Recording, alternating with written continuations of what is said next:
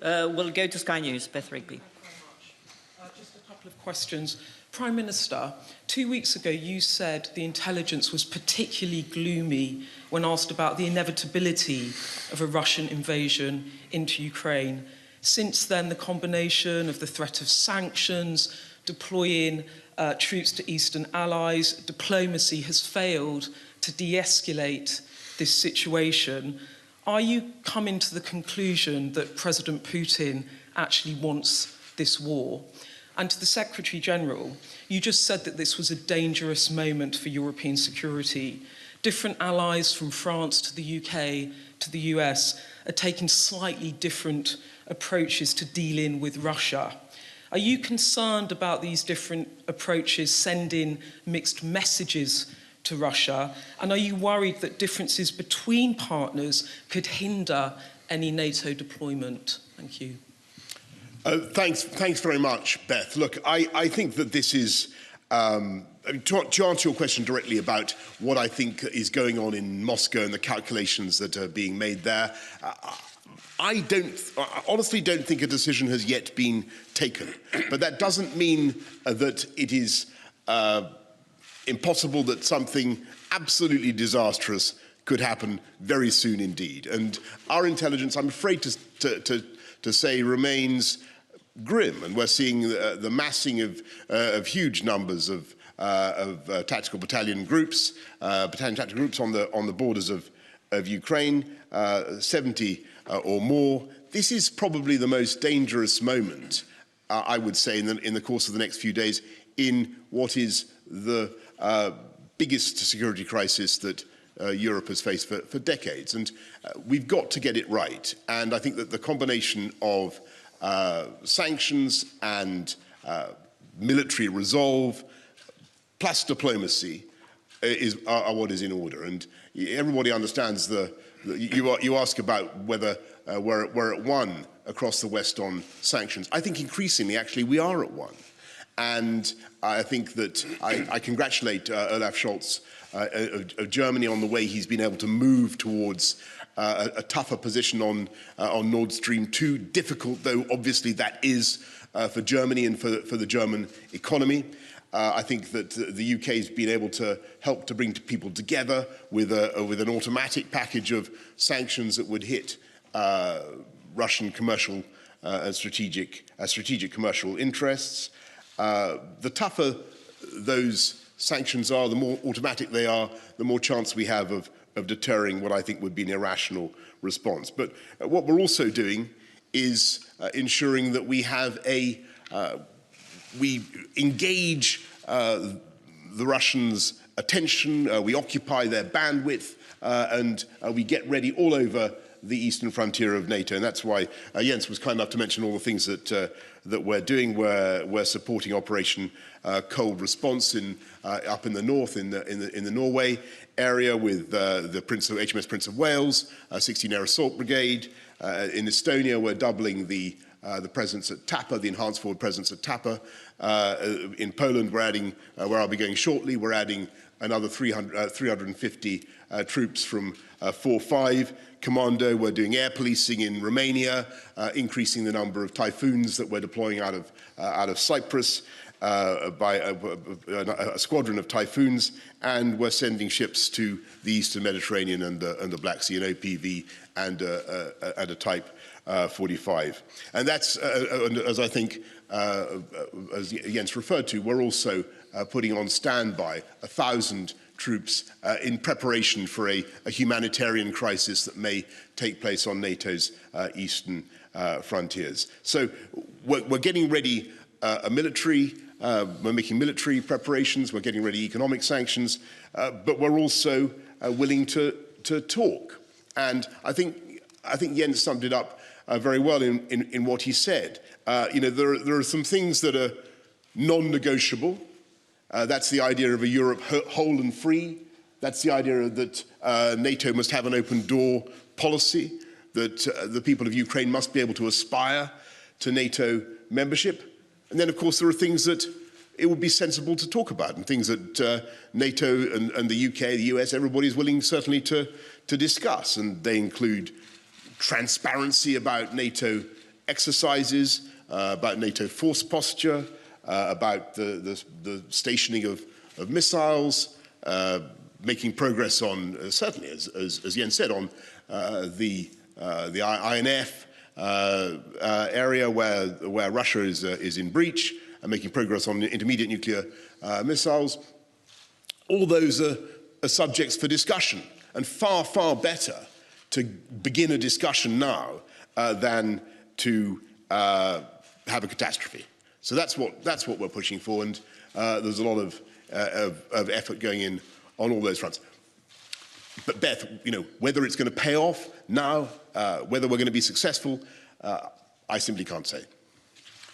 Then on the unity of the alliance, I think what we have seen over the last weeks and months is actually a very united NATO, where we stand together both when it comes to our diplomatic efforts, but also when it comes to the necessary military adaptation we have implemented. On the diplomatic efforts, all allies agree that we need to sit down with Russia to engage in good faith in talks to try to find a political, peaceful solution to the conflict. And that's the reason why we have invited Russia for meetings in the format of the NATO-Russia Council, why I welcome that NATO allies, as the United Kingdom, but also other allies, engage directly with Russia. Secretary Truss is in Moscow today, and other allies have reached out because we need a broad approach when it comes to our diplomatic efforts with Russia. But this is based on a unified message, which all NATO allies has agreed. We agreed a comprehensive document which we sent over to Russia as our common response, as our united response to the legally binding treaties that Russia proposed for us some weeks ago. And this is the agreed basis. This is the agreed message. Exactly as Boris said, we list areas where we're ready to sit and discuss on arms control, missiles, nuclear, many other issues. The point is that it has to be verifiable and balanced. And then we list also some areas where we cannot make compromises, especially the right for every nation to choose its own path, and the right, of course, for NATO to defend and protect all allies. This idea that we should introduce some kind of second-class allies, those allies that have joined NATO after 1997, is absolutely not acceptable for us. But verifiable, balanced arms control, that's something we absolutely are in favor of and ready to engage in with Russia. Let me just briefly also add that the military adaptation sends a clear signal that Russia has a choice. They can either choose a diplomatic solution, and we are ready to sit down, but if they choose confrontation, they will pay a high price. There will be economic sanctions. There will be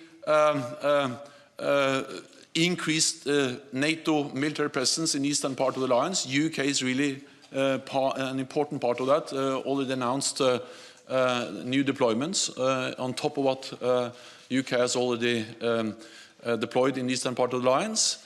And of course, the Ukrainian army, defense force, is much stronger now than they were in 2014 because they are better equipped, better trained, better command, and I welcome that United Kingdom and other allies provide support to the Ukrainian defense forces so they can defend themselves. This is a right for every nation to defend themselves for self-defense, and it's good that NATO allies like the United Kingdom help Ukraine to uphold that right.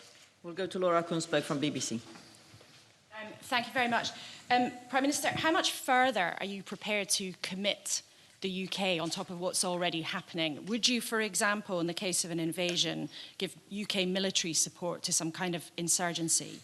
And if you're found to have broken the law, would you resign? And can I ask you to address this directly on behalf of people at home? It's not a hypothetical question. I understand. There is a police investigation. And Secretary General, Russia is massing, as you said, more than 100,000 troops. Allies are, like the UK, committing 1,000 here and 1,000 there. But is the scale of NATO's attempt to protect Ukraine anything like a match for what Russia may be planning? Yeah. So first of all, I mean, on your point about what's going on at home, Laura, that process must be completed, and I'm looking forward to it being completed, and that's the time to say more on that. But on your question about what we can do to support Ukraine further, everybody knows that the UK's been, forward-leaning, out in front in offering support to the Ukrainian military. And Jens is right in what he says, that the Ukrainian army is now very large, probably 200,000, probably 150,000 reservists, and it's my judgment, I think it's certainly the judgment of NATO, that they will fight and they will resist very, very strongly. And they've been helped in their preparations for something as catastrophic as this, with a lot of training from the UK. Operation Orbital, as you know, has been going on since 2014. We trained 22,000 Ukrainian soldiers. We're now, in the last 2 or 3 months, we've sent some anti-tank weaponry, the NLAWs, as you know, 2,000 of them. We will consider what more we could conceivably offer. But I have to tell you that the Ukrainians are well prepared. There are things that we've offered that they, in fact, don't seem to need, because they think that they have them in enough numbers already. So it's possible. I don't want to rule this out, but at the moment we think that the package is the right one. But I just want to stress that it would be an absolute disaster if it were to come to that, and if there were to be serious bloodshed on Ukrainian soil. And I know that people in Russia must be thinking about this too. And I know that in the Kremlin and across Russia, they must be wondering whether it is really sensible to expend the blood of Russian soldiers in a war that I think would be catastrophic, and also pointless, tragic, and vastly economically costly to Russia. And all I would say is that this is the moment now to think of another way forward. And President Putin talks about the indivisibility of security across the European continent, by which he means that Russia can't be threatened by anything that NATO does. Well, look, I want to stress, NATO is not a threatening, intimidating, or aggressive alliance. That is not what NATO does. NATO has kept the peace in our continent for so long and achieved so much by being a defensive alliance. That's what NATO does. And you can't promote the indivisibility of peace in the European landmass by putting 130,000 troops on the borders of Ukraine. So I think there's an opportunity to talk on all the subjects that Jens just described. I think it's a very good opportunity for us to put our heads together and try to find ways of reassuring Russia without compromising those fundamental principles of NATO's open door policy. I think there is a way through, but it must also be accompanied by a de-escalation from Russia and a withdrawal of the threats that we're currently seeing. So I think it's time to de-escalate and to talk. Can I just push you again on that point of principle about if you as Prime Minister and friends have broken the law, would you stay in number 10? I'm going to, I understand the point. We're going to wait for the process to be completed. NATO is a defensive alliance, and our purpose is to preserve peace, to prevent conflict, and we do that by standing together, stating clearly, as it is enshrined in our founding treaty, that an attack on one ally will trigger the response from the whole alliance, one for all for one. And that's exactly what we're doing now at this very critical time for European security.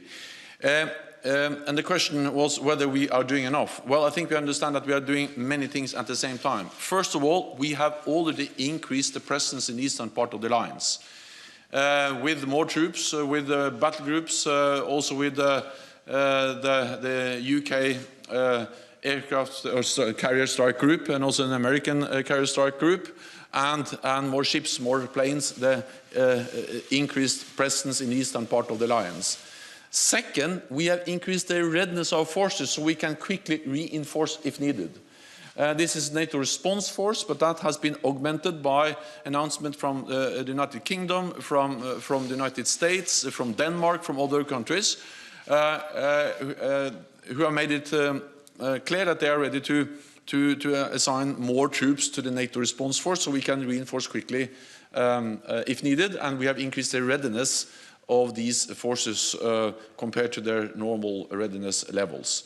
And thirdly, we are also now looking into whether we should have a more long-term change in our posture in the eastern part of the alliance. Today we have battle groups in the Baltic countries and Poland. The UK is leading the battle group in Estonia, but also increasing its presence in Poland. But we are now also considering to have similar battle groups, for instance, in the Black Sea region in Romania. So partly all the increased presence, partly increased readiness so we can quickly reinforce, and also now looking into more long-term changes in our posture in the eastern part of the alliance. Thank you very much. Good. This concludes this press conference. Thank you. Thank you. Thank you. Thank you. Then, Boris, we can do the last fist bump.